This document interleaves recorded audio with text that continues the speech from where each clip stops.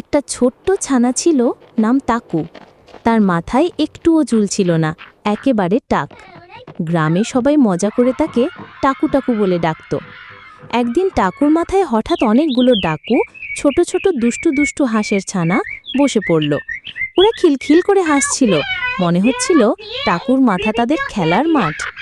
প্রথমে টাকু ভয় পেলেও পরে হাসতে লাগলো, কারণ ডাকুরগুলো তাকে একেবারে মুকুটের মতো সাজিয়ে দিল। সেদিন থেকে সবাই টাকুকে আর হাসেনি, বরং বলতো, দেখো ওর মাথায় ডাকু রাজ্য। একদিন এক জঙ্গলে একটি হাতি আর একটি মানুষ দেখা হলো। মানুষটা প্রথমে ভয় পেয়েছিল, কিন্তু হাতি তাকে কিচ্ছু করল না, বরং হাতি তার সুর দিয়ে মানুষের কাঁধে হাত রাখল বন্ধুর মতো।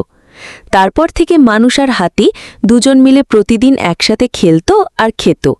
তাদের বন্ধুত্ব দেখে সবাই অবাক হয়ে যেত।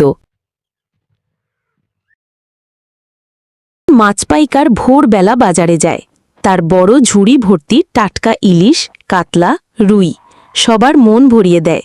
গ্রামের লোকেরা তার কাছে ভিড় করে, কারণ তার মাছ সব সময় সেরা আর দামও ন্যায্য। কিন্তু একদিন হঠাৎ করে নদীতে ঝড় ওঠে, সে আর মাছ ধরতে পারে না। বাজারে খালি ঝুড়ি নিয়ে দাঁড়িয়ে মন খারাপ করে। গ্রামের মানুষ তাকে সান্ত্বনা দেয়, তুমি আমাদের সবার প্রিয় পাইকার, কাল আবার নদী শান্ত হবে।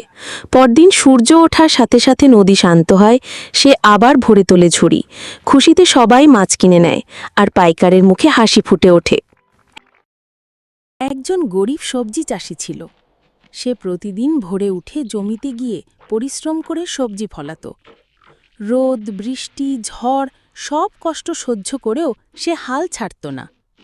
একদিন বাজারে তার তাজা সবজি দেখে সবাই কিনতে ভিড় জমাল। চাষির মুখে আনন্দের হাসি ফুটল। সে বুঝল, পরিশ্রম করলে একদিন তার ফল অবশ্যই পাওয়া যায়। দুই বন্ধু ছিল, রাহুল আর অর্ণব। তারা প্রতিদিন একসাথে স্কুলে যেত। একদিন নদীর ধারে হাঁটতে গিয়ে রাহুল হঠাৎ পিছলে পানিতে পড়ে গেল। অর্ণব দেরি না করে হাত বাড়িয়ে তাকে টেনে তোলে। রাহুল হেসে বলে, তুই না থাকলে আমি আজ ডুবে যেতাম। অর্ণব উত্তর দিল, বন্ধুত্ব মানে একে অপরকে সবসময় বাঁচানো। এক জঙ্গলে এক শক্তিশালী বাঘ ছিল।